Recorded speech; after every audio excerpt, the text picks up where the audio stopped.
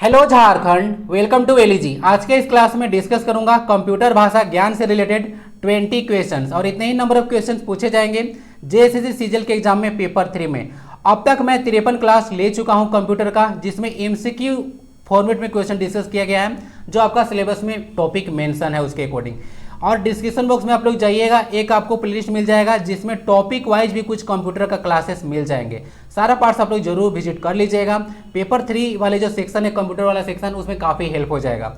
आपका क्लास शुरू होता है एक क्वेश्चन के साथ। तो आज का क्वेश्चन है, what is the default number alignment in MS Excel. MS Excel में जो नंबर का डिफॉल्ट अलाइनमेंट होता है वह क्या होता है। कहने का तात्पर्य है कि मान लेते हैं कि सेल है, इसमें कोई नंबर एंटर कर दिया गया, ठीक है, 2 3 4 जो है इसमें डाल दिया गया। तो ये जो नंबर यहाँ पे डिस्प्ले होगा उसका अलाइनमेंट क्या होगा। लेफ्ट अलाइनमेंट होगा, राइट अलाइनमेंट होगा, सेंटर अलाइनमेंट होगा या फिर जस्टिफाई होगा, क्या होगा। इस क्वेश्चन का आप लोग आंसर कीजिए। काफी इंपॉर्टेंट ये क्वेश्चन है। आज के क्लास में तो एमसीक्यू क्वेश्चन लिया गया है ऐसे, ओके, मतलब मिक्स क्वेश्चन है, लेकिन ज्यादा क्वेश्चन आपको देखने को मिलेगा, यानी कि मोर देन 90% क्वेश्चन आज एक्सेल का है, ठीक है। तो इसको बोलिए कि एक्सेल का क्लास आपका काफी अच्छा आज हो जाने वाला है। बाकी पीडीएफ इसका रख लीजिएगा, टेलीग्राम पे मिलेगा, और वीडियो को लाइक करके शेयर भी जरूर कीजिएगा, ठीक है। अपना प्यार मोहब्बत जरूर दिखाइएगा वीडियो पर, ठीक है। आइए क्लास को स्टार्ट करते हैं, लेट्स गियर अप। और क्लास को थोड़ा सा ना ध्यान से सुनिएगा। फर्स्ट क्वेश्चन है, in MS Excel 2010 dash function provides only current system date. यानी कि मान लेते हैं कि आपका कंप्यूटर कोई डेट जो है शो कर रहा है तो उसको सिस्टम डेट बोलते हैं। तो उस डेट को अगर शो करना है तो कौन सा फंक्शन आप यूज कीजिएगा एक्सेल में, टुडे फंक्शन, ईयर वाला फंक्शन, करेंट या फिर नाउ।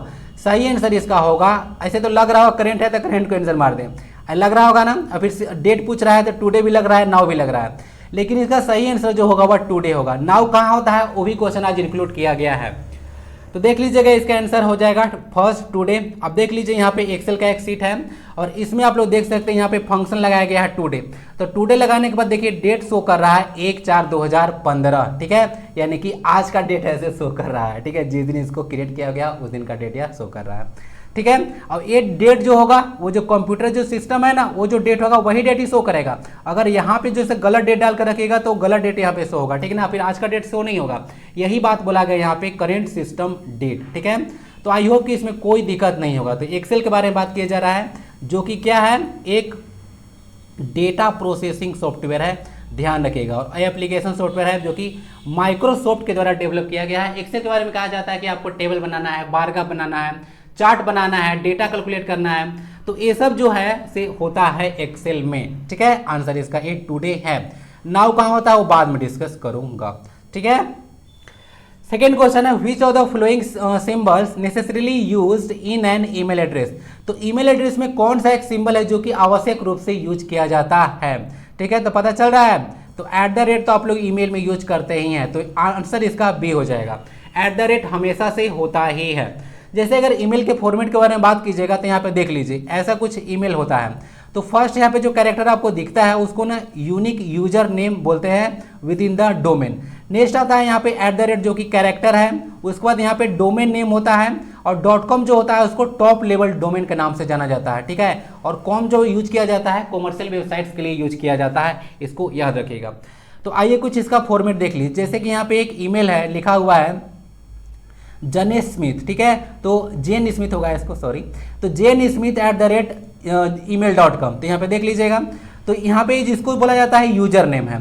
उसके बाद यहाँ पे @ कैरेक्टर हो गया, इसको ईमेल को जो है से डोमेन बोला जाता है, ठीक है, और .com को टॉप लेवल डोमेन बोला जाता है। तो ध्यान रखिएगा, @ जो है से ईमेल में आवश्यक रूप से यूज होता है। डोमेन क्या होता है, ईमेल, जीमेल, याहू, ये सब होता है, ठीक है। इसमें भी आज क्वेश्चन आपको मिल जाएगा। और ये टॉप लेवल डोमेन होता है .com। तो ये सब याद रखिएगा। @ ईमेल के बारे में तो पता होगा, ईमेल में ई का मतलब इलेक्ट्रॉनिक मेल होता है। ईमेल का आविष्कार जैसे रॉड टॉमिल्सन के द्वारा किया गया था। और ईमेल के लिए 2 प्रोटोकॉल मैं हमेशा से अपने क्लास में बताता हूँ, POP3 और SMTP। इसको भूलिएगा नहीं, काफ़ी इंपॉर्टेंट क्वेश्चन इससे बनता है। POP3 होता है पोस्ट ऑफिस प्रोटोकॉल, और ये होता है सिंपल मेल ट्रांसफर प्रोटोकॉल। और इसको मैं याद करने का ट्रिक बताया था। ट्रांसफर मतलब क्या होता है, ट्रांसफर मतलब भेजना होता है। तो ईमेल जब सेंड किया जाता है तो ये वाला प्रोटोकॉल यूज होता है, और जब रिसीव किया जाता है तो ये वाला प्रोटोकॉल यूज किया जाता है। तो POP3 और SMTP दोनों याद रखिएगा। भारत की एक पर्सनालिटी है शिव अदुरई, बहुत बार चर्चा कर चुका हूँ, तो वो जो है ईमेल का आविष्कार से जुड़े हुए हैं। ये सब कुछ याद रखिएगा, ठीक है। Next question, hide option is present in dash tab in MS Excel 2010 ribbon bar. तो यहाँ पे बात किया जा रहा है कि हाइड ऑप्शन आपको MS Excel में कहाँ पे मिलेगा, तो ये ना व्यू टैब में आपको देखने को मिलेगा। तो आंसर इसका ए है।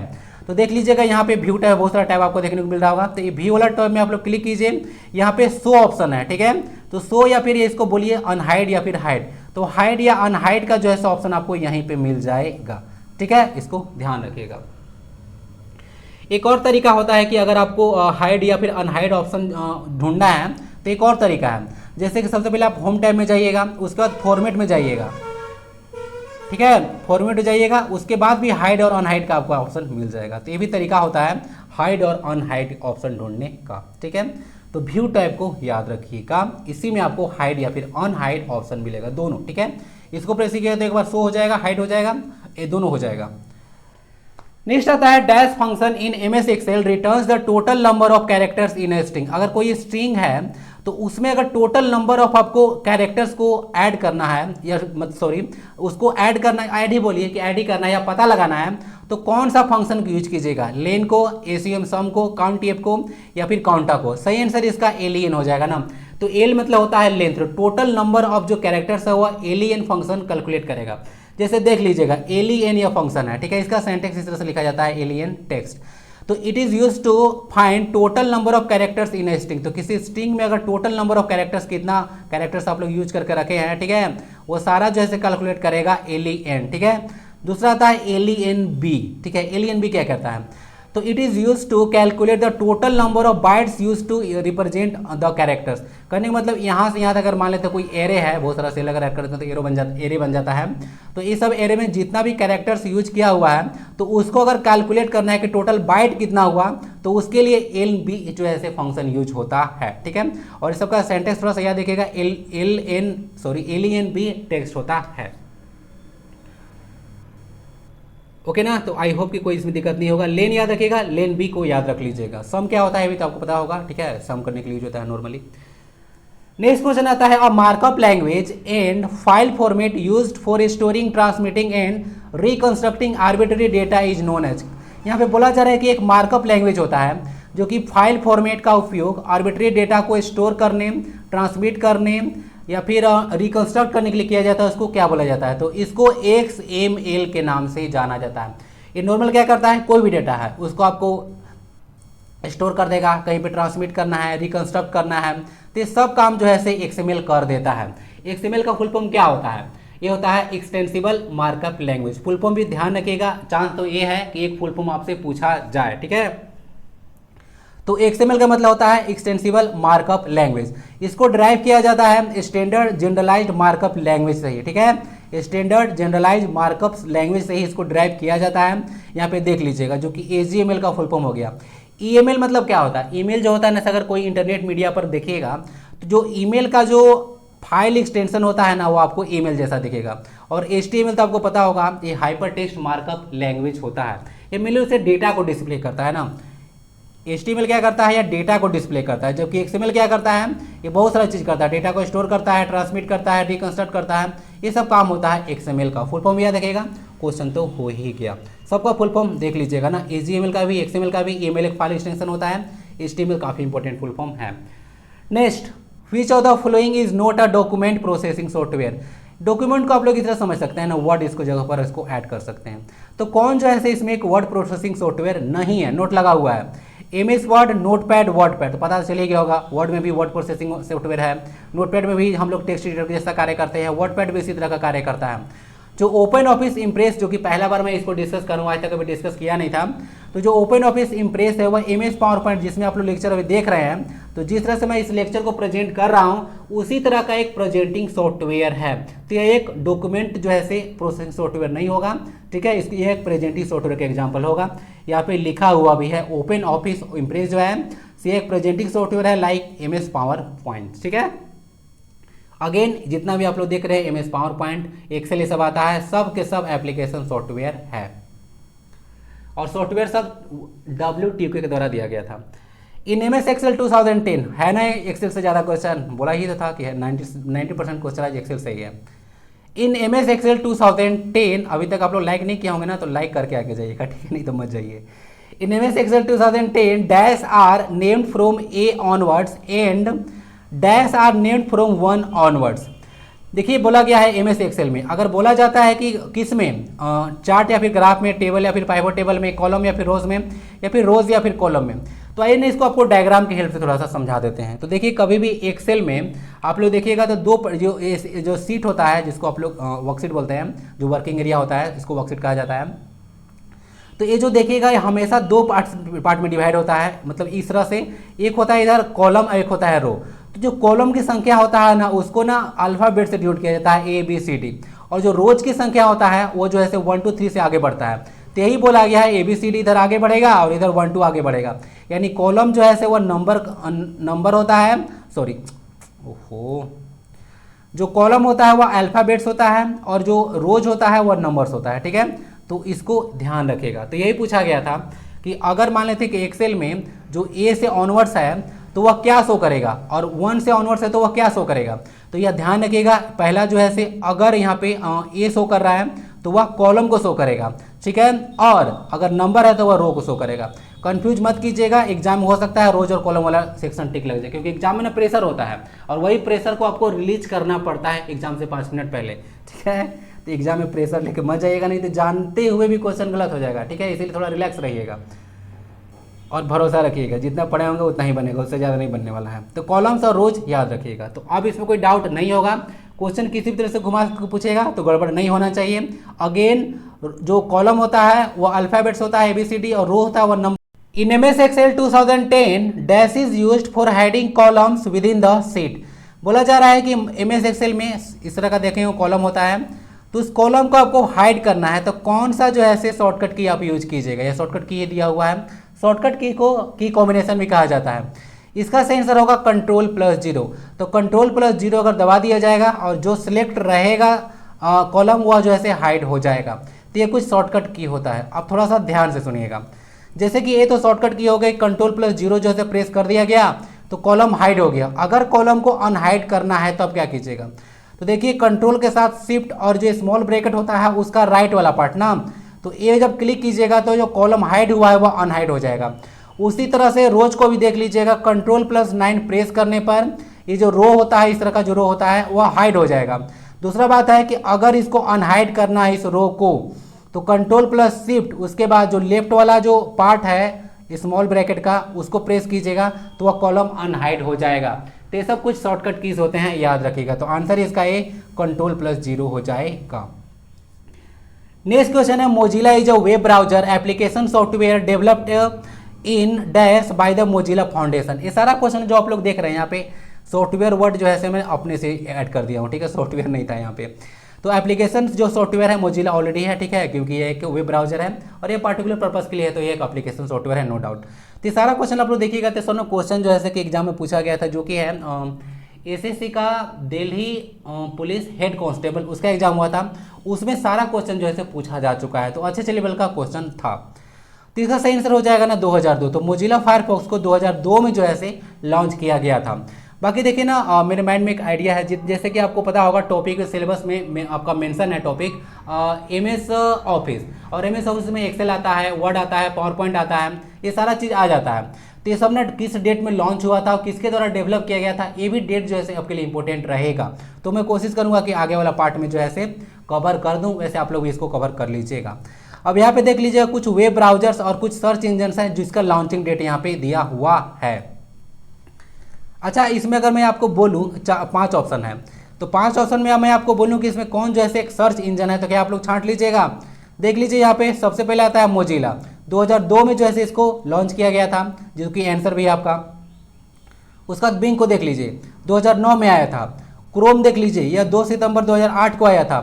सफारी 2003 में इसको लॉन्च किया गया था, और एज जो है 2015 में आया था 29 जुलाई को, यानी कि बाघ दिवस के दिन। तो ये सब कुछ पॉइंट याद रखिएगा।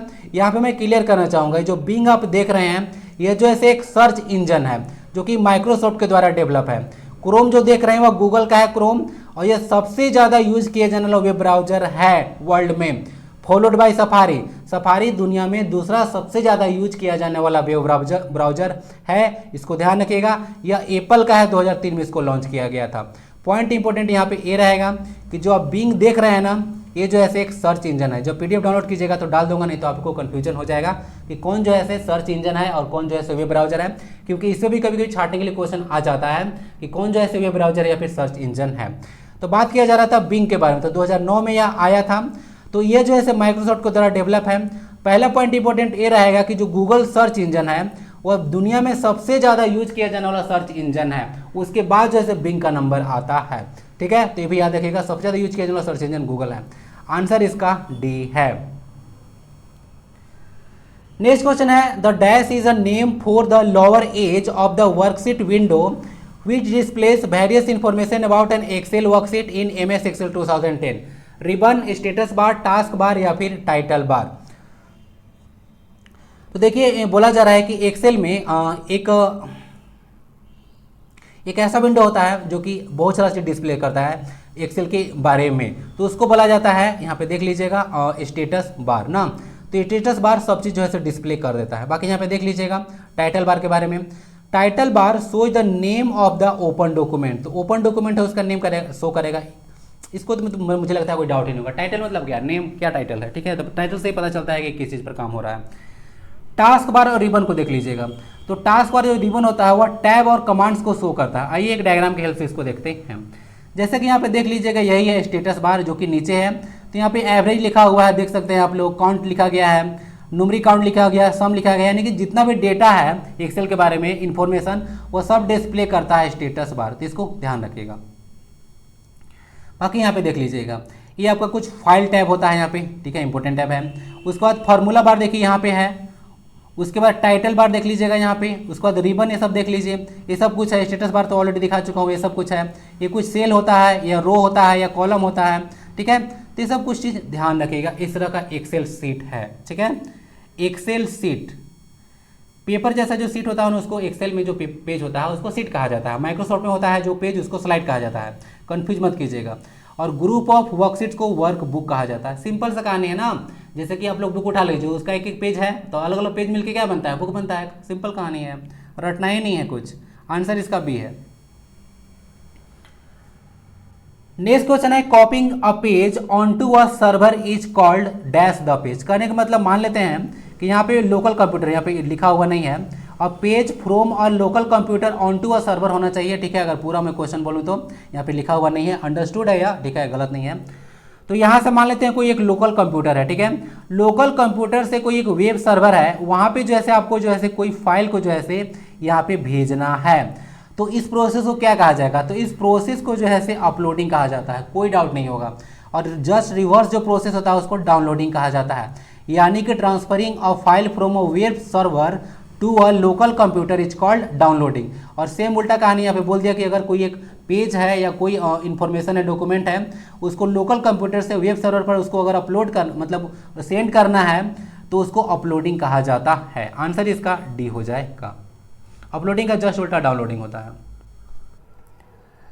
नेक्स्ट क्वेश्चन है, ये भी अच्छा क्वेश्चन है। In MS Excel 2010 we can collapse the ribbon to get extra space on the screen. Right click anywhere on the ribbon and then click the ribbon और प्रेस। देखिए बोला गया है कि मान लेते हैं कि आपको स्पेस ज़्यादा चाहिए, अगर एक्सेल एरिया में काम करना है, ज़्यादा एरिया आपको चाहिए, तो रिबन को क्या किया जाता है कि रिबन को हटा दिया जाता है, ठीक है। जिसको आप लोग बोलते हैं कि रिबन को हम लोग जैसे रिमूव कर दिए, ठीक है। तो अगर रिमूव करना है तो ये तो होता है कि राइट क्लिक आपने किया कहीं पे रिबन को, और उसके बाद जो है क्लिक द रिबन कीजिएगा, तो वहाँ से जो है मूव हो जाएगा। नहीं तो इसके लिए बाकायदा शॉर्टकट की भी आता है एक्सेल में, ठीक है, उससे भी जो है रिबन हट जाएगा। तो आंसर इसका ये हो जाएगा। उसके लिए जो शॉर्टकट की है वह Ctrl+F1 है, ठीक है। आइए देख लेते हैं। जैसे कि ये तो हो गया आपका वर्किंग एरिया एक्सेल में, तो आप लोग चाह रहे हैं कि इसको ना बड़ा साइज में देखें, थोड़ा इसको बड़ा करें, तो उसके लिए जो रिबन आपको दिख रहा है इसको आप लोग हटा सकते हैं, ठीक है, वही Ctrl+F1 शॉर्टकट की का यूज करके, ठीक है। कोई दिक्कत नहीं होगा।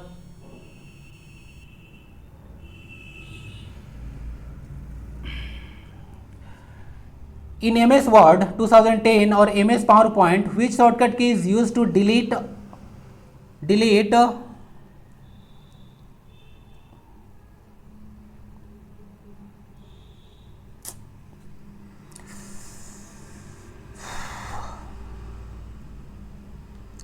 यहाँ पे कुछ क्वेश्चन मिस्टेक है, मैं यहाँ पे इसको सही करना चाहूँगा। तो इन MS Word 2010 और MS PowerPoint which shortcut key is use to delete a word, यहाँ पे लिखना था a word to the right side, यहाँ पे होना चाहिए ना, to the right side, Hindi में लिखा हुआ है सही, यहाँ पे हिंदी में सही है।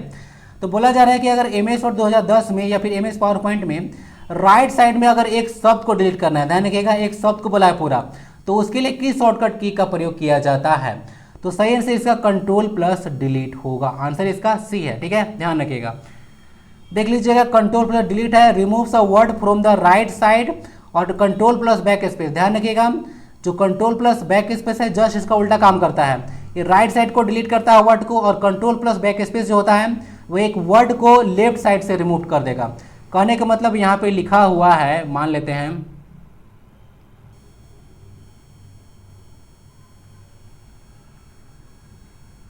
इंटीग्रेशन लिखा हुआ है, ठीक है, तो इंटीग्रेशन यहाँ पे वर्ड लिखा हुआ है। अब देखिएगा यहाँ पे लिखा हुआ है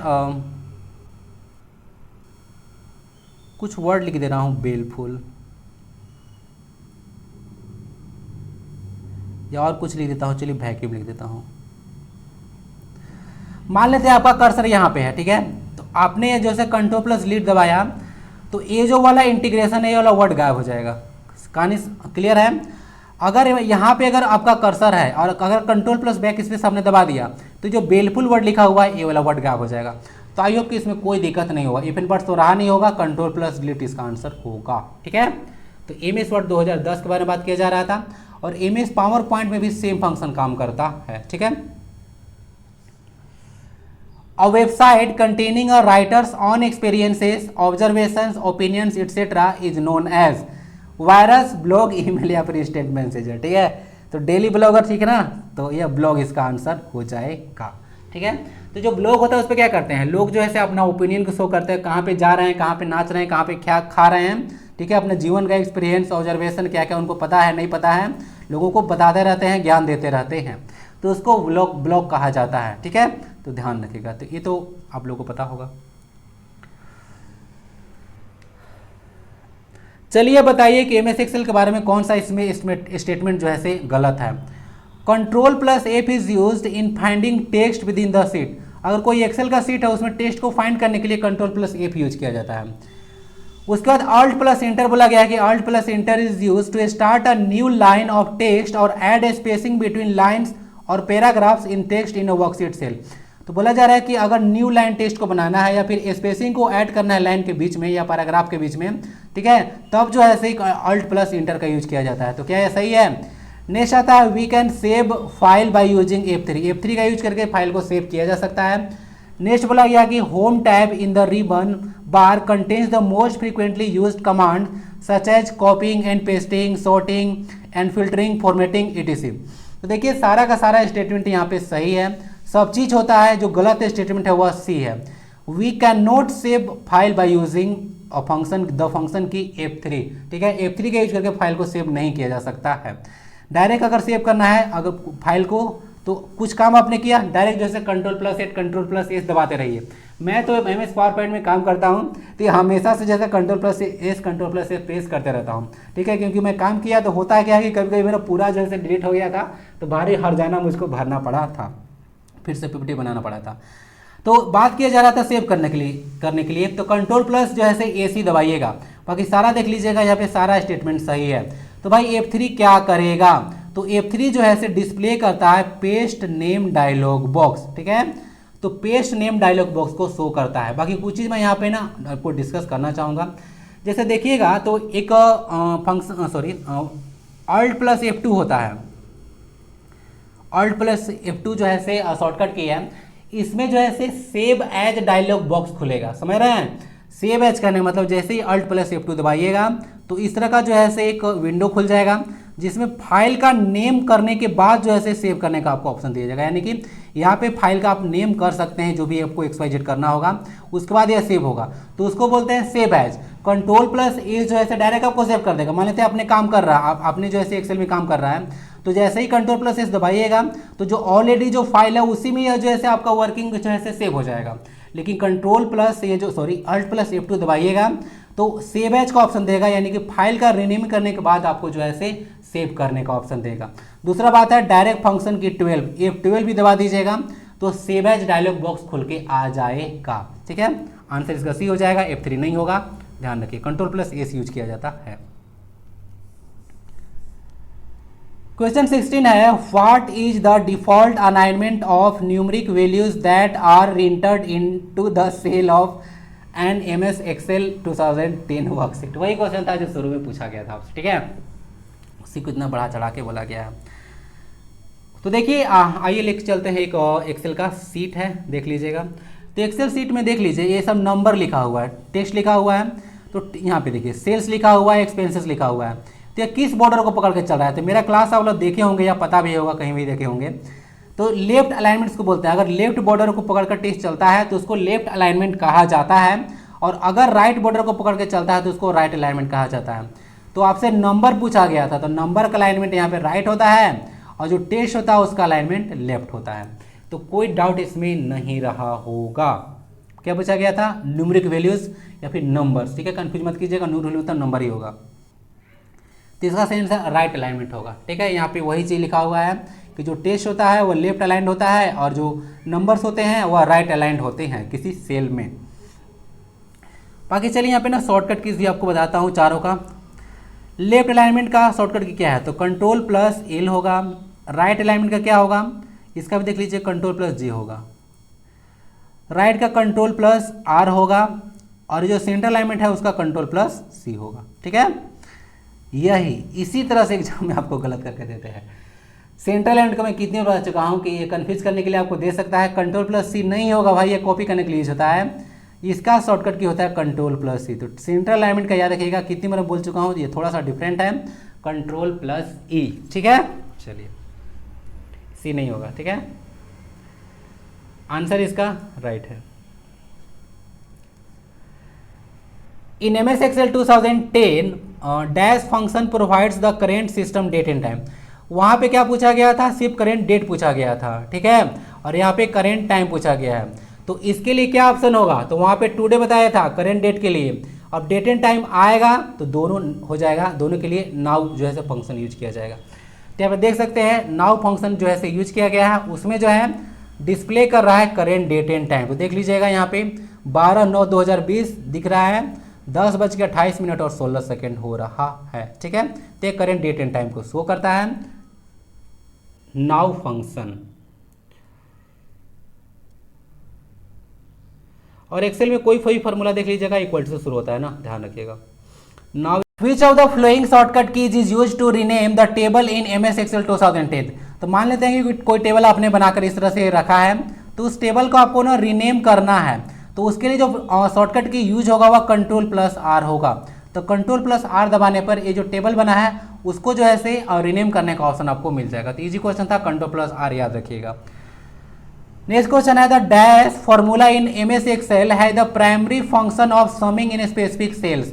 तो इसका सही आंसर क्या होगा? बहुत ईजी है। एक ऐसा फॉर्मूला जो कि MS Excel में सम करने के लिए यूज होता है, तो वह सम फॉर्मूला होता है SUM। जैसे मान लेते हैं कि यहाँ से मान लेते हैं कोई सेल है। ठीक है, ये मान लेते हैं A2 वाला सेल है, तो A2 है, तो A2 से लेकर A7 तक हमको ऐड करना है। इस तरह से कुछ रहेगा, इस तरह का तो ऐड करना है। तो उसके बाद अगर A2 से लेकर अगर A7 आप लोग कर दीजिएगा, सम लगा दीजिएगा, तो जो भी यहाँ पे एंट्री डाला गया होगा सबका जो है सम कैलकुलेट हो जाएगा। तो ये जो है सम फार्मूला का फंक्शन होता है एक्सेल में। बाकी कुछ यहाँ पे लिखा हुआ है, देख लीजिएगा। जैसे एवरेज क्या करेगा? तो calculate average value between the cell. तो बहुत ज़्यादा सेल जो होता है उसके बीच का जो एवरेज वैल्यू है उसको कैलकुलेट कर देगा। काउंट क्या करता है? तो calculate the number of entry in a range. तो कोई रेंज में जितना भी एंट्री दिया हुआ है उसको कैलकुलेट करेगा। इफ फंक्शन क्या करता है? तो इफ ऐसे makes logical comparison between different value. तो अलग अलग वैल्यू के बीच में कंपेरिजन जो होता है वह काम करने का फंक्शन होता है एफ को। ठीक है, तो ये फॉर्मूला सबको याद रखिएगा। नेक्स्ट और लास्ट क्वेश्चन होगा आज के क्लास का, which of the following is a valid domain name in email address. तो अभी आपको डोमेन नेम दिखाया था, टॉप लेवल पे डोमेन दिखाया था, जो कि लास्ट में होता है वह टॉप लेवल डोमेन होता है .com। उससे पहले एक डोमेन नेम दिखाया था ये सब वाला। तो कौन जो है से एक वैलिड डोमेन नेम जो है से नहीं है? gmail.com, outlook.com, yahoo.com।